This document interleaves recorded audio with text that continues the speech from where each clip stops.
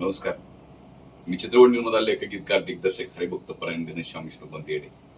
खूप दिवसापासून माझी सरांना भेटायची इच्छा होती आणि आज योगायोगानं मी आलोय आपल्या चाळीसगावमध्ये. ह्याच्यामागचं एक हेतू, एक कारण तसं खूप मोठं मोलाचं आहे.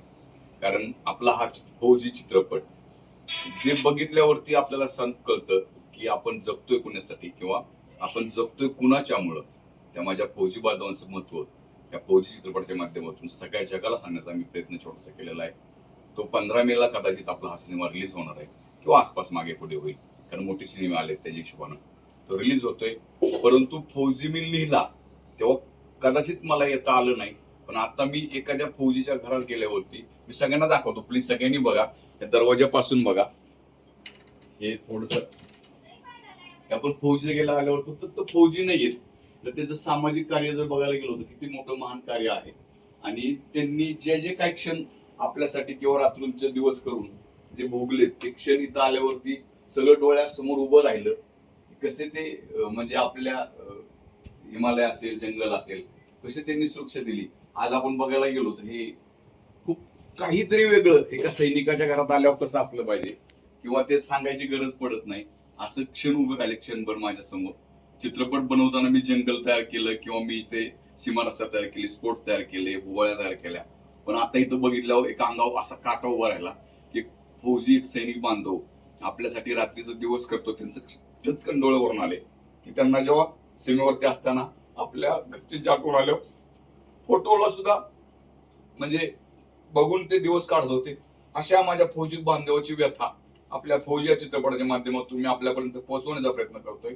याच्यातून मला असं वाटतंय की खरा फौजी आपल्याला सगळ्यांना समजेल, त्याचं महत्व आपल्याला कळेल. आणि आपण फक्त 15 ऑगस्ट आणि 26 जानेवारीलाच एका फौजी बांधवाची आपल्याला आठवण येते.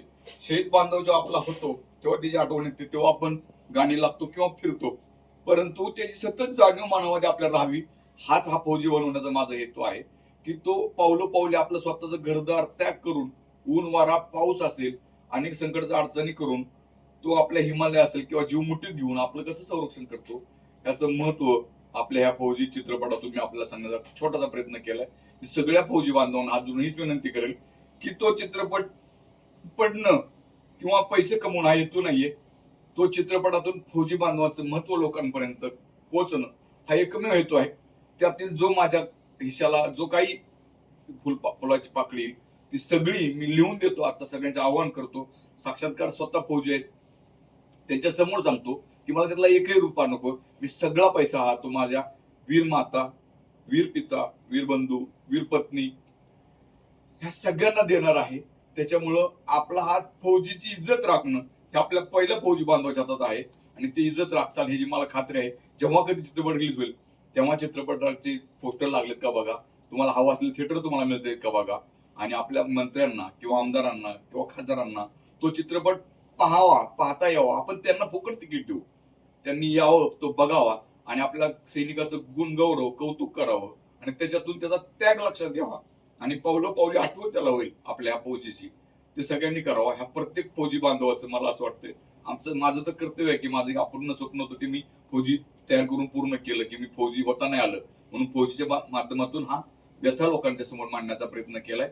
तुम्ही आपलं कर्तव्य समजा आणि फौजी बांधव आणि शेतकऱ्याचं महत्व या चित्रपटातून समाजाला कळणार आहे.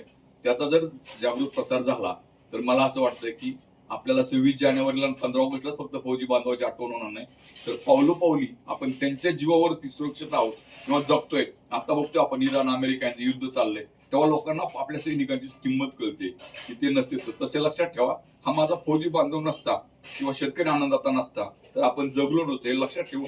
प्रत्येकानं आपले कर्तव्य, जबाबदारी हा चित्रपट थिएटरमध्ये, सिनेमागृहामध्ये येऊन बघा आणि त्याचं महत्व वाढवा आणि घराघरात पोहोचवण्याचा प्रयत्न करणार. जय हिंद, जय जय महाराष्ट्र.